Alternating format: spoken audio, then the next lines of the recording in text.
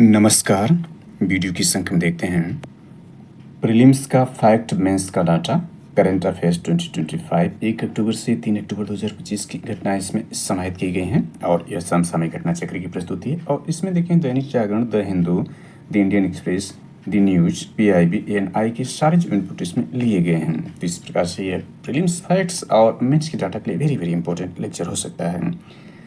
Prelims में देखें तो जो आपका है LT ग्रेड शिक्षक भर्ती के अंतर्गत जो LT शिक्षक भर्ती का जो एग्जाम शुरू हो रहा है 6 दिसंबर से, उसमें 30 नंबर जो आपके होंगे GS को, उसके लिए महत्वपूर्ण हो सकता है। और इसके अलावा GSC लेक्चरर में भी 40 नंबर GS के पूछे जाएंगे, उसके लिए वेरी वेरी इंपॉर्टेंट है। असिस्टेंट प्रोफेसर के लिए भी अति उपयुक्त होगा। मेंस के डाटा के अंतर्गत देखें तो RO का जो मेंस एग्जाम है वो जनवरी या फरवरी में कंडक्ट कराया जाएगा, जिसका प्रतियोगी छात्रों द्वारा इसके रिवाइज्ड जो है वह परिणाम की बात की जा रही है या मांग की जा रही है प्रबलता के साथ। तो इसमें जो भी कमियां हो उसको त्रुटि करके उसको सुधार करके पुनः जो रिजल्ट जारी करना ही चाहिए। और इसमें ध्यान दें कि जो इसका मेंस से जनवरी या फरवरी में कंडक्ट करा जाए उसके लिए भी वेरी वेरी इंपॉर्टेंट हो सकता है। जिसमें देखें तो 120 प्रश्न जो होंगे ऑब्जेक्टिव टाइप जो GS के होंगे। अभी देखें तो RO ही ऐसा मेंस बचा हुआ जिसमें ऑब्जेक्टिव टाइप के GS पूछे जा रहे हैं। हालांकि पूर्व में माइनस मार्किंग से पूर्व जो अपर PT एग्जाम, बल्कि मेंस एग्जाम कराता था, उसने भी GS ऑब्जेक्टिव टाइप को अब रिटेन फॉर्मेट में कर दिया गया है और ऑब्जेक्टिव सब्जेक्ट को हटा दिया गया है। तो चलिए इस लेक्चर को देखते हैं। तो इस लेक्चर को देखने से पहले आप जो है इस चैनल को सब्सक्राइब कर लें, वीडियो को लाइक करते हुए। सारे लेक्चर को इस चैनल पर जाकर देख सकते हैं जो इस चैनल के प्लेलिस्ट में उपलब्ध हैं। तो चलिए सबसे पहले इसमें देखते हैं करंट अफेयर संबंधित जो मेंस और प्रीलिम्स के लिए जो डाटा है उसमें पहला जो प्रश्न आता है वो आपका ये है अंतर्राष्ट्रीय साहित्य महोत्सव उन्मेष, इंटरनेशनल लिटरेचर फेस्टिवल उन्मेष। यानी पूछा जाएगा व्हाट इज उन्मेष। तो उन्मेष क्या है? पटना में बिहार के राज्यपाल, यानी ये ध्यान दें कि ये जो आपका लेक्चर है ये 71वीं BPSC मेंस एग्जाम के लिए भी वेरी वेरी इंपॉर्टेंट है। यानी SPSC राज्य लोक सेवा आयोग के अंतर्गत जो भी परीक्षाएं हैं जो मेंस या PT उसके लिए भी महत्वपूर्ण। इसके अलावा संघ लोक सेवा आयोग की परीक्षाओं, UPTPSC की परीक्षाओं, SSC की परीक्षाओं के लिए भी लेक्चर अति महत्वपूर्ण साबित हो सकता है।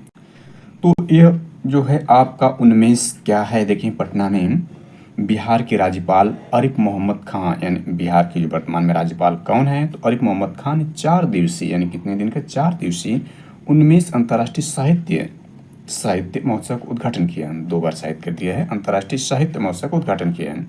यानी उन्मेष क्या यह है? अंतर्राष्ट्रीय साहित्य महोत्सव है जिसका उद्घाटन यानी बिहार के राज्यपाल आरिफ मोहम्मद खान के 4 दिवसीय सम्मेलन है। चलिए इसमें और क्या है, इसमें देखें इस महोत्सव में 16 देशों के, यानी इसमें ध्यान रखें केवल भारत का नहीं, अंतर्राष्ट्रीय महोत्सव में 16 देशों के 550 से अधिक लेखक, कलाकार और सांस्कृतिक हस्तियां भाग ले रही हैं जो 100 से अधिक भाषाओं में प्रतिनिधित्व करती हैं। यानी इसमें कितने होंगे? 16 देश हैं, 550 से अधिक लेखक, साहित्यकार और सांस्कृतिक हस्तियां हैं जो 100 से अधिक भाषाओं का प्रतिनिधित्व कर रही हैं।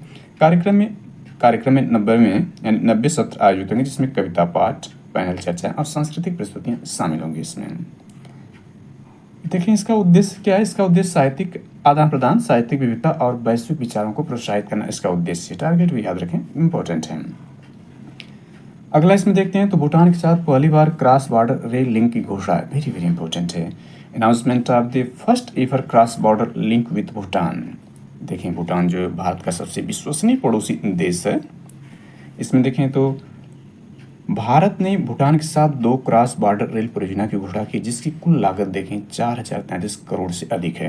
India has announced 2 cross border rail project with Bhutan with total cost exceed 4030 crore. तो देखें तो भूटान में अभी तक रेल नहीं था जिसको भारत जो है क्रॉस बॉर्डर लिंक के माध्यम से भूटान को भी रेल से जोड़ेगा। अपने रेलवे नेटवर्क से भूटान को भी कवर करेगा, जोड़ेगा। इसमें देखें तो इसमें कोकराझार गेलुप लाइन, कोकराझार जो भारत में है और गेलुप जो भूटान में है, यह लाइन कितनी होगी? 69 किलोमीटर। बनरहाट और शामसे लाइन यह असम में है और शामसे लाइन, और ये जो आपका कोकराझार है ये वेस्ट बंगाल में है। तो वहाँ से जो आपका दार्जिलिंग वाला पार्ट है कोकराझार, वहाँ पर गेलुप लाइन भूटान से ही है। और जो असम का बनरहाट वहाँ से भूटान का जो शामसे लाइन 20 किलोमीटर होगी, शामिल है, जिसमें स्टेशन, पुल और मालखाने बनाए जाएंगे। परियोजना का वित्त पोषण भारत करेगा जबकि भूटान इसका हिस्सा भूटान इसका हिस्सा क्या होगा? अपनी 13वीं पंचवर्षीय योजना के तहत देगा। यानी 13वीं पंचवर्षीय योजना के अंतर्गत जो होगा इसका हिस्सा देगा, यानी वित्त पोषण भारत कर रहा है इसका। चलिए आगे देखते हैं। इसमें तो ये है अगले 3-4 वर्ष में पूरी होने वाली ये परियोजनाएं दोनों देशों के आर्थिक संबंधों को मजबूती प्रदान करेगी और उनकी रणनीतिक साझेदारी को और गहरा बनाएगी। यानी स्ट्रेटेजिक रूप से ये वेरी वेरी इंपॉर्टेंट है, क्योंकि देखें जो भूटान है वह आपका भूटान की भौगोलिक स्थिति की बात करें तो जैसा कि हमने कहा कि भारत का सबसे विश्वसनीय निकटतम पड़ोसी देश भूटान है। और इसके उत्तर में देखें तो चीन, यानी जो चीन का तिब्बत जो है, चीन प्रशासित जो तिब्बत है वो उत्तर में है। और इसके देखें भूटान के जो है आपका पश्चिम में जो है वह भारत का सिक्किम राज्य है, और इसके पश्चिम भूटान के पश्चिम अरुणाचल प्रदेश है, और दक्षिण में जो है आपका असम और जो है बांग्लादेश है। या यूं कहें कि भूटान जो है भारत के 4 राज्यों को स्पर्श करता है। वे 4 राज्य कौन से हैं? तो सिक्किम हो गया, वेस्ट बंगाल हो गया, असम हो गया और अरुणाचल प्रदेश को जो है वह भूटान स्पर्श करता है, अंतर्राष्ट्रीय सीमा बनाता है। और उत्तर में इसके जो है चीन है, यानी तिब्बत है, जो चीन का प्रशासन वहाँ पर तिब्बत पर है। आगे इसमें देखते हैं तो ये है विजयवाड़ा अंतर्राष्ट्रीय हवाई अड्डे पर उड़ान यात्री कैफे का उद्घाटन, यानी जो आंध्र प्रदेश में वहाँ पर देखें ये क्या कर रहा है। केंद्रीय नागरिक उड्डयन मंत्री राम मोहन नायडू, यानी केंद्रीय नागरिक उड्डयन मंत्री कौन है वर्तमान में? राम मोहन नायडू किंग राजू ने विजयवाड़ा अंतर्राष्ट्रीय हवाई अड्डे पर उड़ान यात्री कैफे का उद्घाटन किया। ध्यान रखें, उड़ान यात्री कैफे का उद्घाटन किया। उड़ान है क्या? यह उड़े देश का आम नागरिक उड़ान बनाया गया था, यह कि उड़े देश का आम नागरिक संबंधित जो उड़ान यह है। तो यहाँ पे यात्री कैफे का उद्घाटन किया गया विजयवाड़ा अंतर्राष्ट्रीय हवाई अड्डे पर। इसमें देखें इसका उद्देश्य क्या है, यात्रियों को किफ़ायती दरों पर गुणवत्तापूर्ण भोजन उपलब्ध कराना, यानी इसका उद्देश्य टारगेट क्या है, यात्रियों को किफ़ायती दरों पर गुणवत्तापूर्ण भोजन उपलब्ध कराना। यहाँ चाय 10 रुपये और काफ़ी स्नैक्स और मिठाई 20 रुपये मिलेंगे। इसके साथ ही विजयवाड़ा भारत का 7वां हवाई अड्डा बन गया जहाँ ये सुविधाएं हैं। ध्यान रखें विजयवाड़ा जो है आंध्र प्रदेश में है, यह भारत का 7वां हवाई अड्डा बन गया, जैसे सुविधाएं यहाँ पर दी जा रही है, इस पर उपरोक्त सुविधाएं उपलब्ध हैं। इससे पहले ये देखें सुविधाएं कहाँ पर थी, तो इससे पहले ये सुविधाएं, यानी इससे पहले यह कैफ़े, यानी इस तरह का कैफ़े जो कोलकाता में, पुणे में, चेन्नई में, भुवनेश्वर में, अहमदाबाद में, होलोंगी हवाई अड्डों पर शुरू किए जा चुके हैं। यानी ध्यान रखें इस प्रकार से ये सुविधा देने वाला कौन सा बना है? 7वां हवाई अड्डा बना। 6 हवाई अड्डे यहाँ पर आप देख सकते हैं। नेक्स्ट देखें ICC और यूनिसेफ का प्रॉमिस टू चिल्ड्रेन अभियान।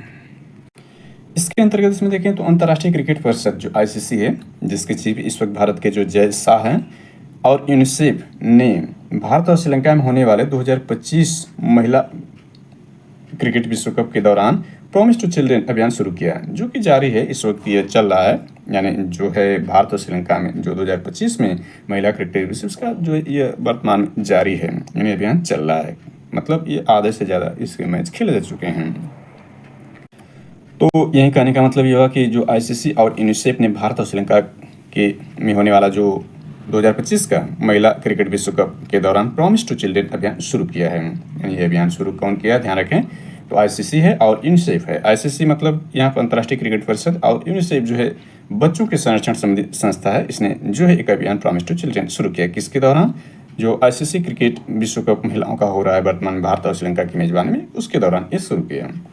इसके उद्देश्य समझ लेते हैं, यानी इसका टारगेट क्या है? क्रिकेट की लोकप्रियता के माध्यम से बच्चों, यानी क्रिकेट की लोकप्रियता जैसे देखें इस क्षेत्र में जो एशिया या दक्षिण एशिया में जो क्रिकेट की ज़्यादा लोकप्रियता है, जिसमें दक्षिण एशिया में देखें जो भारतीय महाद्वीप के अंतर्गत आते हैं, भारतीय महाद्वीप दक्षिण एशिया में है, यानी दक्षिण एशिया के सबसे शक्तिशाली देश भारत है, इसलिए इसको भारतीय महाद्वीप है, जिसमें पाकिस्तान, बांग्लादेश और क्रिकेट के रूप में देखें तो पाकिस्तान, बांग्लादेश और श्रीलंका इत्यादि आते हैं। साथ में अफगानिस्तान भी जो है इस क्षेत्र में उभरता हुआ क्रिकेट का एक महत्वपूर्ण जो है देश उभर रहा है। भारत तो इस मामले में जो है सबसे अधिक शक्तिशाली है क्रिकेट में, ICC में भी, और पैसे के मामले में पूरी दुनिया क्रिकेट का वह बादशाह है भारत।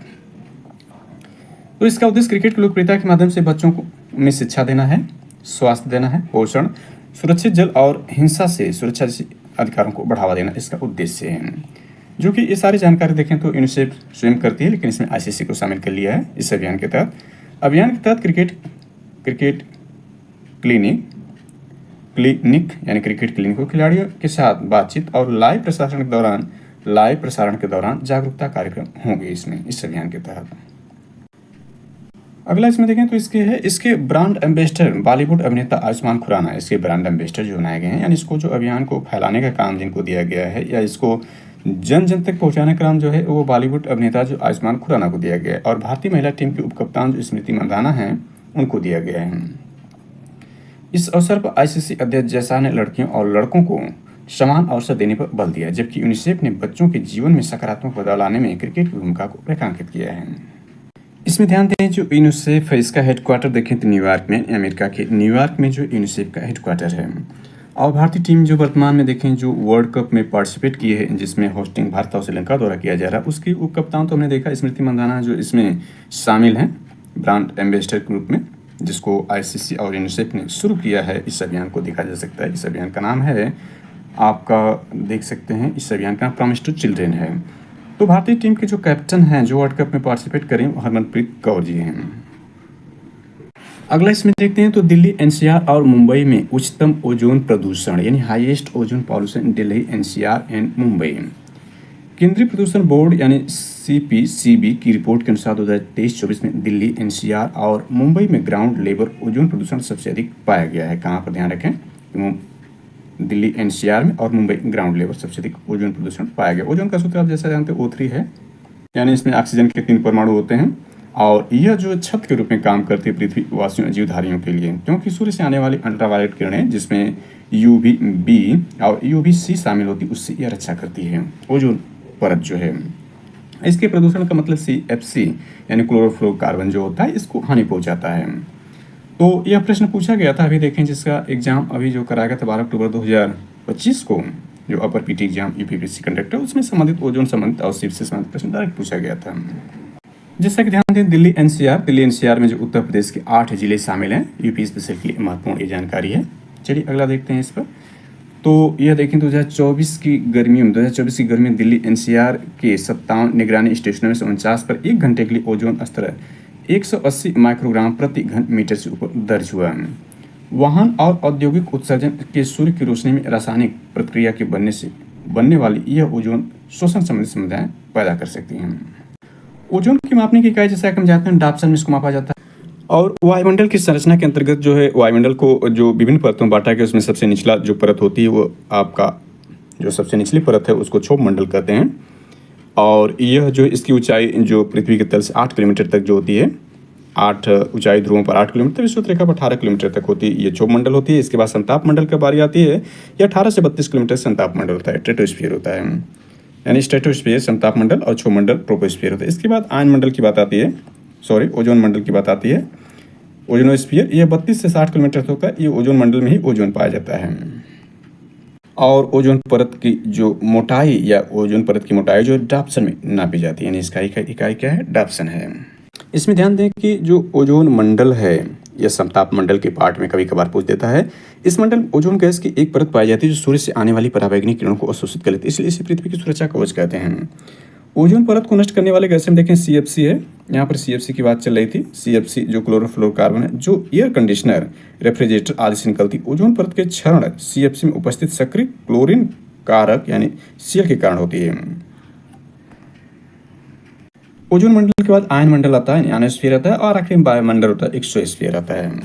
चलिए आगे चलते हैं इसमें अगले प्रश्न। इसमें विशेषज्ञों ने इस बढ़ते खतरे से निपटने के लिए उत्सर्जन नियंत्रण पर बल दिया है, यानी उत्सर्जन पर नियंत्रण करना होगा।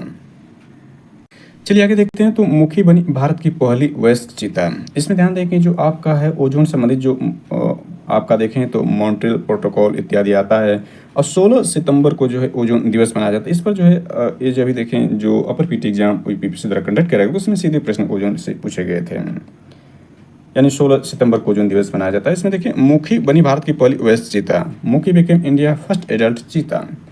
मुखी जो मध्य प्रदेश के कूनू नेशनल पार्क, याद रखें कूनू नेशनल पार्क मध्य प्रदेश में जन्मी 30 सितंबर 2025 को 915 दिन लगभग 30 महीने की हो गई और इस प्रकार भारत की धरती पहली बार जन्मी चीता बन गई जो पूर्ण रूप से वयस्क हुई है। इसका नाम क्या है, मुखी है और यह वयस्क चीता बनी जो भारत की धरती पर जन्मी। इससे पहले जो है वह नामीबिया इत्यादि देश से चीता लाए गए थे भारत की धरती पर। इसमें देखिए अत्यधिक गर्मी के कारण अपनी 3 बहनों को खोने के बावजूद मुखी जीवित रही और अब प्रजनन योग्य है। वह प्रोजेक्ट चीता में एक महत्वपूर्ण भूमिका निभाएगी जिसका उद्देश्य भारत में चीताओं को पुनर्स्थापित, जैसे कि प्रोजेक्ट टाइगर या प्रोजेक्ट चीता देखें तो 1973 में शुरू किया गया था भारत में। तो इस प्रकार से ये जानकारी। इसके बाद देखें टाइफून बुआ लोई देखें, यानी टाइफून ये बुआ लोई क्या है, वियतनाम में जो है टाइफून बुआ लोई से गंभीर रूप से प्रभावित हुआ, जिसमें अब तक 19 लोगों की मौत और 21 लोग लापता हो गए। ये टाइफून बुआ लोई कहाँ पर आता है, वियतनाम में। इसका और एक्सप्लेनेशन देखें आगे, तो इसमें यह है, यह तूफान उत्तर मध्य तट से टकराने पर तेज बारिश, हवाएं और ऊंची समुद्री लहरें लाया, जिसमें बाढ़ और भूस्खलन की स्थिति बनी। दक्षिण चीन सागर से लगी वियतनाम की लंबी तटरेखा इसे ऐसे तूफानों और प्राकृतिक के प्रति अत्यधिक संवेदनशील बनाती है, जिसमें सतर्कता और तैयारियों की आवश्यकता और बढ़ जाती है। यानी दक्षिण चीन सागर से लगी वियतनाम की लंबी तटरेखा जो है ऐसे तूफानों को प्राकृतिक अधिक संवेदनशील बनाती है। इसकी ये आप देख सकते हैं भौगोलिक स्थिति क्या है वियतनाम की, और ये कहाँ पर आया था इसको देखा जा सकता है। इसके बाद जल प्रवाह 2025 से, इसके बारे में देखें। जल प्रहार 2025 ही है। जल प्रहार 2025 भारतीय नौसेना और सेना का पूर्वी समुद्री तट पर आयोजित द्विवार्षिक संयुक्त अभ्यास उभयचर अभ्यास था। उभयचर का मतलब जल और स्थल दोनों पर अभ्यास था। यह 2 चरणों में हुआ था। यानी इसमें भारतीय सेना है। यानी इसमें कौन पार्टिसिपेट करें जल प्रहार 2025 में, भारतीय नौसेना यानी इंडियन नेवी है, और सेना का इंडियन आर्मी का पूर्वी तट पर आयोजित एक द्विवार्षिक यानी 2 वर्ष का इस संयुक्त अभियान जो उभयचर था, यानी जल और स्थल दोनों पर था। इसके 2 चरण हुए। पहले चरण में देखें तो हार्बर फेज, पहला चरण हार्बर फेज था, विशाखापट्टनम में हुआ। INS घड़ियाल पर प्रशिक्षण, सुरक्षा ब्रीफिंग और टीम बिल्डिंग गतिविधियां इसमें शामिल है। सी फेज इसका दूसरा रहा, काकीनाडा तट पर लैंडिंग क्राफ्ट असाल्ट यानी LCA, BMP वाहन और SOPS का सफल परीक्षण इसमें किया गया दूसरे चरण में। चलिए आगे देखते हैं। तो अगला यह है अभ्यास का उद्देश्य, यानी इस अभ्यास का उद्देश्य क्या रहा, उभयचर अभियानों में संचालन, योजना, क्रियान्वयन और सेना तालमेल को सुदृढ़ करना, जिससे दोनों सेनाओं की तटीय उभयचर क्षमता प्रदर्शित हुई। अगला आंध्र प्रदेश पर्यटन विभाग को मिला 2025 का ग्लोबल टूरिज्म अवार्ड, यानी आंध्र प्रदेश पर्यटन विभाग को क्या मिला है 2025 का ग्लोबल टूरिज्म अवार्ड दिया गया है। इसके अंतर्गत देखें तो आंध्र प्रदेश पर्यटन विभाग को 2025 का ग्लोबल टूरिज्म अवार्ड मिला। यह पुरस्कार राज्य की नई पर्यटन नीति, पर्यावरण के अनुकूल राजधानी विकास, इको और एडवेंचर पर्यटन स्थलों का विकास, निजी क्षेत्र की भागीदारी, रोजगार सृजन और 103 MOA के माध्यम से पर्यटन को बढ़ावा देने के उनके प्रयासों को मान्यता देता है। तो इसमें देख सकते हैं ये क्यों दिया गया, किसको दिया गया, इसमें सारी जानकारी नहीं था। इसके बाद देखें तो पर्यटन सलाहकार निष्ठा गोयल नई दिल्ली में आयोजित समारोह में विभाग की ओर से यह सम्मान प्राप्त किया। ये उपलब्धि आंध्र प्रदेश के सतत पर्यटन विकास और सांस्कृतिक शिक्षण में मील का पत्थर है। अगला है क्लासिकल सिंगर छन्नूलाल मिश्र का निधन हो गया। Very very important, UP special के लिए ये वेरी वेरी इंपॉर्टेंट है। शास्त्रीय गायक और पद्म विभूषण यानी देश का सर्वोच्च जो नागरिक सम्मान पद्म विभूषण है भारत रत्न के बाद, इस बार देखें 2025 में 7 लोगों को दिया गया था। इस पर डायरेक्ट प्रश्न जो पूछा था अपर पीटी एग्जाम 2025 को 12 अक्टूबर 2025 को कंडक्ट किया गया था। तो शास्त्रीय गायक जो है ये छन्नूलाल मिश्र हैं। शास्त्रीय गायक और पद्म विभूषण पंडित छन्नूलाल मिश्र का 89 वर्ष की आयु में निधन हो गया है। इसमें देखें तो वाराणसी घराने से जुड़े, ध्यान रखें कि किस घराने से जुड़े हैं, वाराणसी घराने से जुड़े मिश्र अपने भजन और ठुमरी गायन के लिए प्रसिद्ध थे। ध्यान रखें क्या करते थे, भजन और ठुमरी गायन के लिए प्रसिद्ध थे, जिनमें खेले मसाने में होली विशेष रूप से लोकप्रिय है। उनका जन्म 3 अगस्त 1936 को आजमगढ़ के हरिहरपुर में हुआ था। यानी जन्म याद रखें 3 अगस्त 1936 आजमगढ़ के हरिहरपुर में हुआ था। यानी आजमगढ़ जो है यह पूर्वी उत्तर प्रदेश का महत्वपूर्ण जिला है। वे 2014 लोकसभा चुनाव में प्रधानमंत्री नरेंद्र मोदी की प्रस्तावक भी रहे। वेरी वेरी इंपॉर्टेंट ये जानकारी इसमें रही। उन्हें 2010 में पद्म भूषण, 2020 में पद्म भूषण से सम्मानित किया गया था। यानी इनको कब अवार्ड मिला है देखें, जो दूसरा सर्वोच्च नागरिक सम्मान 2020 में और तीसरा जो था 2010 में पद्म विभूषण। पद्मश्री इनको देखा जाए तो अभी नहीं मिला था। 2 सर्वोच्च नागरिक सम्मान इसमें शामिल हैं। SSC जायसवाल टाइम मैगजीन के टॉप 100 उभरते सितारों में शामिल है। वेरी वेरी इंपॉर्टेंट ये भारतीय क्रिकेट के दृष्टिकोण से देखें तो भारतीय ओपनर SSC जायसवाल को time magazine 2025 time 100 next list में शामिल किया है। इसके अंतर्गत देखें तो वे इस सूची में जगह पाने वाले इकलौते क्रिकेटर हैं। 23 वर्षीय जायसवाल ने 2023 में इंटरनेशनल क्रिकेट में डेब्यू किया था। वर्तमान IPL में राजस्थान रॉयल्स की ओर से खेलते हैं। उन्हें 2 अक्टूबर 2025 से वेस्टइंडीज के खिलाफ होने वाले 2 मैचों की टेस्ट सीरीज के लिए भारतीय टीम में चुना गया है। तो देखें यह जो इस मैच में यानी 2 टेस्ट मैचों की सीरीज को भारत ने जीत लिया है, क्लीन स्वीप किया है। पहले में जो है पारी के हार से हराया था पहले टेस्ट मैच में, दूसरे में जो है वह भारत ने जो है पराजित किया था दोनों में ही भारत ने वेस्ट इंडीज़ को पराजित किया। 2-0 से इसको क्लीन स्वीप करके भारत ने जीत लिया, जिसमें दूसरे मैच टेस्ट मैच में यशस्वी जायसवाल ने 175 रन बनाया था, महत्वपूर्ण 175 रन बनाया था। इनका योगदान इसमें महत्वपूर्ण रूप से था, जिसमें भारतीय क्रिकेट टीम के जो कैप्टन जो है वर्तमान में जो है टेस्ट टीम और ओडीआई के जो कैप्टन है वो आपका शुभम गिल ने भी दूसरे टेस्ट मैच में शतक लगाया था। तो इस प्रकार से यह टेस्ट मैच श्रृंखला संपन्न हो चुकी है। भारत यूरोप के 4 देशों में फ्री ट्रेड एग्रीमेंट लागू है, यानी इसमें देख सकते हैं इंपॉर्टेंट है। इससे जायसवाल टाइम अगेंस्ट टॉप 100 उभरते सितारों में शामिल किया गया था। भारत यूरोप के 4 देशों में फ्री ट्रेड एग्रीमेंट लागू हुआ है। भारत यूरोप के 4 देशों में फ्री ट्रेड एग्रीमेंट लागू किया। इसमें देखें तो भारत और यूरोप के 4 देश, यूरोप के 4 देश कौन से हैं? स्विट्जरलैंड, नॉर्वे, आइसलैंड और लिechtenstein के समूह EFTA, यानी ये जो 4 देश उसके समूह का नाम क्या है? EFTA के बीच हुआ फ्री ट्रेड एग्रीमेंट 1 अक्टूबर 2025 से लागू हो गया है। आगे से देखते हैं तो यह भारत का इन विकसित यूरोपीय देशों के साथ पहला FTA यानी फ्री ट्रेड एग्रीमेंट है। This is India first FTA this developed European country. European country में देखें 27 देश हैं, जिसमें 4 देश जो है इसके अंतर्गत हैं, यानी 4 देश जो आपका EFTA के अंतर्गत हैं, और 4 देश को आप देख सकते हैं स्विट्जरलैंड, नॉर्वे, आइसलैंड और लिechtenstein है। निवेश रोजगार अगले 15 वर्षों में EFTA देश भारत में $100 अरब लगभग 8.86 लाख करोड़ निवेश करेगी, जिसमें से करीब 10 लाख नौकरी सृजित होंगी। शुल्क छूट यानी EFTA ने भारत के 99.6% निर्यात, यानी शुल्क छूट के अंतर्गत FTA ने भारत के 99.6% निर्यात, जिसमें 92% टैरिफ लाइनों पर शुल्क छूट दी है। यानी इसने किसने छूट दी है? 99.6% लगभग 100% की छूट हो जाएगी, जिसमें 92% टैरिफ लाइनों पर शुल्क छूट दी गई। भारतीय रियायतें भारत में भी 82.7% यानी 82.7% टैरिफ लाइन पर रियायत दी। भारत ने भी अच्छी खासी छूट दी इन देशों को। यह समझौता भारत यूरोप आर्थिक सहयोग को नई गति देने और निवेश तथा रोजगार बढ़ाने की दिशा में ऐतिहासिक कदम माना जा रहा है। इसके बाद देखें पीएम ने 100वें RSS स्थापना दिवस का सिक्का जारी किया। RSS का मतलब राष्ट्रीय स्वयंसेवक संघ जो है, उसके 100वें स्थापना दिवस पर जो है सिक्का जारी किया। इसमें देखें तो प्रधानमंत्री नरेंद्र मोदी ने RSS यानी राष्ट्रीय स्वयंसेवक संघ के 100वें स्थापना दिवस के अवसर पर विशेष सिक्का और स्मारक डाक जारी किया, यानी विशेष सिक्का और स्मारक डाक टिकट जारी किया।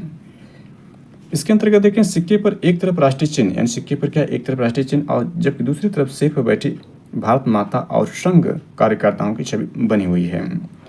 यह पहली बार जब किसी सिक्के पर भारत माता की तस्वीर अंकित की गई, साथ ही शताब्दी समारोह में RSS के योगदान को दर्शाने वाला विशेष डाक टिकट भी जारी किया गया।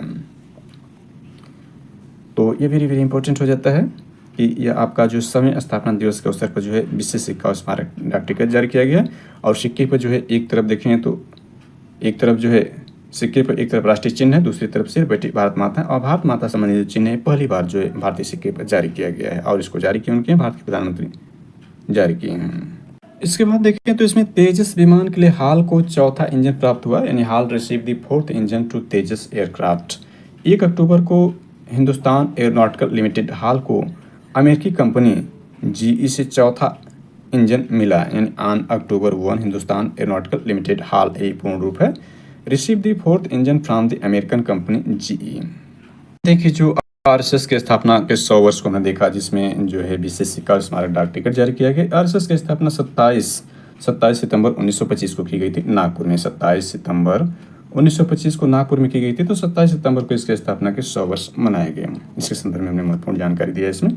और इसमें तेजस विमान के संदर्भ में भी हमने ये जानकारी दी। इसमें देखें तो अमेरिकी इंजनों की डिलीवरी में देरी के कारण हाल अभी तक कोई तेजस विमान वायुयान को नहीं दे पाया। अमेरिकी इंजनों की डिलीवरी में देरी के कारण हाल अभी तक कोई तेजस विमान वायुसेना यानी इंडियन एयरफोर्स को नहीं दे पाया है। अब नवंबर 2025 तक भारतीय वायुसेना को 2 तेजस मार्क 1A फाइटर जेट सौंपे जाएंगे।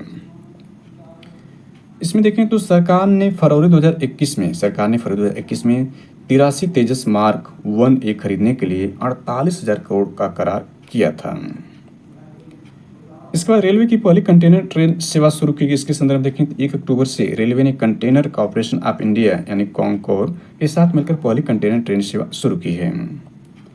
इसमें देखें तो यह ट्रेन हफ्ते में 2 बार दिल्ली के ICD तुगलकाबाद से चलकर आगरा और कानपुर होते हुए कलकत्ता के CTCS टर्मिनल तक जाएगी। सेवा 120 घंटे में तय समय पर ट्रांजिशन पूरा करेगी और तुगलकाबाद से कानपुर तक माल ढुलाई शुल्क में छूट दी जाएगी।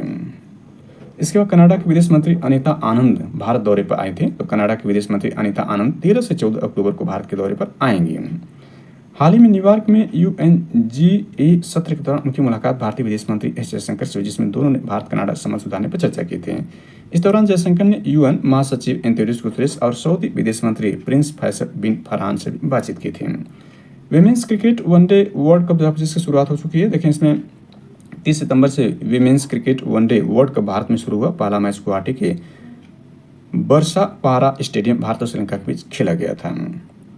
टूर्नामेंट में भारत सहित ऑस्ट्रेलिया, यानी भारत सहित, इसमें भारत मेजबानी श्रीलंका की मेजबानी है। तो इसमें भारत सहित के Australia, England, Pakistan, New Zealand, Sri Lanka, south Africa और बांग्लादेश टीमें शामिल हो रही हैं। भारत को शामिल करें तो 1, 2, 3, 4, 5, 6, 7 देश हैं इसमें शामिल हैं। इसका फाइनल मुकाबला 2 नवंबर को होगा, यानी 2 नवंबर को इसका फाइनल मैच खेला जाएगा। आज देखें तो अभी 17 अक्टूबर है। 17 अक्टूबर का मतलब 14 दिन, ये 14, 16, लगभग 15 दिन और इसमें बचा है मुकाबले में, फाइनल मुकाबले में। पूर्व सांसद विजय कुमार मल्होत्रा का निधन हो गया। इसमें देखें, भाजपा के वरिष्ठ नेता और पूर्व सांसद विजय कुमार मल्होत्रा का 30 सितंबर को 93 वर्ष की आयु में निधन हो गया। इसमें देखें तो वे 1980 में दिल्ली के पहले प्रदेश अध्यक्ष बने थे। मल्होत्रा 5 बार सांसद और 2 बार विधायक रहे। उन्होंने 1999 पूर्व प्रधानमंत्री मनमोहन सिंह को हराया था। 2008 के चुनाव में उन्हें भाजपा के मुख्यमंत्री पद का चेहरा भी घोषित किया गया था। अमेरिका ने विदेशी फिल्मों पर 100% टैरिफ का ऐलान किया है। यानी इसके अंतर्गत देखें तो 29 सितंबर को अमेरिका ने विदेशी फिल्मों पर 100% टैरिफ लगाने को घोषणा किया। राष्ट्रपति डोनाल्ड ट्रंप ने अपने social media platform truth social पे जानकारी दी। इसके बाद इसमें देखें तो उन्होंने आरोप लगाया कि विदेशी कंपनियों ने अमेरिकी फिल्म इंडस्ट्री को चुरा लिया है। ट्रंप ने कहा कि अमेरिका के बाहर बनने वाली सभी फिल्मों पर यह टैरिफ लागू होगा। हालांकि इसका दायरा और लागू करने का तरीका अभी स्पष्ट नहीं किया है। चीन का हुआजियांग ग्रांड कैनन ब्रिज शुरू हुआ। इसमें देखें 28 सितंबर को चीन के गुइजोंग प्रांत में हुआजियांग ग्रांड कैनियन ब्रिज का उद्घाटन हुआ। इसमें देखें, यह पुल एक नदी और विशाल घाटी के ऊपर बनाया गया और 625 मीटर की ऊंचाई के साथ दुनिया का सबसे ऊंचा पुल बन गया है। इससे पहले 565 मीटर ऊंचा बुआनपान जियांग ब्रिज विश्व का सबसे ऊंचा पुल था, जो दूसरे स्थान पर है। यह नया ब्रिज चीन के कठिन पहाड़ी इलाकों के बीच संपर्क को और अधिक सुगम बनाएगा। इसके बाद 19 अंतर्राष्ट्रीय, यानी ये आपका वो लाइन, ये जो ऑब्जेक्टिव टाइप प्रश्न पूछ रहा है इन समों पर, तो 19 अंतर्राष्ट्रीय साहित्य महोत्सव 2025 का उद्घाटन कहाँ किया गया, हमने देख लिया था इसको पूर्व में ही।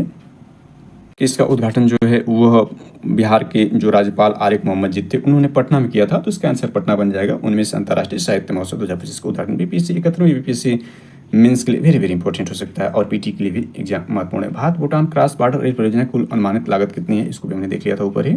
तो सही इसका आंसर देखा जाए तो यह आपका सी हो जाएगा, यानी 4033 करोड़ रुपए इस पर बैठ रहा था कुल अनुमानित लागत। इसके बाद तीसरा प्रश्न देखें तो उड़ान यात्री कैफे की नई सुविधा किस हवाई अड्डे शुरू की गई। 7वां हवाई अड्डा यह बना है विजयवाड़ा, आंध्र प्रदेश का विजयवाड़ा पे शुरू किया गया है। इसके बाद इसमें दे रहा आईसीसी यूनिसेफ का प्रॉमिस टू चिल्ड्रन अभियान किस टूर्नामेंट से जुड़ा है। तो ये महिला क्रिकेट विश्व कप जो कि 1 सितंबर से भारत में जारी है, ये तो बल्कि 30 सितंबर से जारी है, 30 सितंबर से जारी और 2 नवंबर को इसका फाइनल मैच खेला जाएगा। तो इसी दौरान आईसीसी और यूनिसेफ का जो प्रॉमिस टू चिल्ड्रन शुरू किया गया है। इसके बाद सीपीसीबी की रिपोर्ट के अनुसार किस क्षेत्र में उच्चतम ग्राउंड लेवल ओजोन प्रदूषण पाया गया है। तो हमने देख लिया था, इसमें दिल्ली एनसीआर और मुंबई के बीच में पाया गया है। इसके बाद भारत की धरती पर जानी पहली वयस्क चीता मुखी कहाँ पली बड़ी है। हमने देख लिया था कि यह जो है कुनो राष्ट्रीय उद्यान में पली बड़ी, जो मध्य प्रदेश में है। इसके बाद इसमें देखें तो टाइफून बुआलोई से सबसे अधिक प्रभावित कौन सा देश रहा। तो वियतनाम ने देख लिया था, दक्षिण चीन सागर के पास ये वियतनाम जो है इसकी स्थिति रही। जल प्रहार 2025 अभ्यास किन सेनाओं का संयुक्त अभ्यास रहा, तो इसको भी हमने देख लिया है। इसमें जो हमने देखा वह आपका था नौसेना थी और थल सेना आर्मी थी, नेवी और आर्मी इसमें पार्टिसिपेट की थी।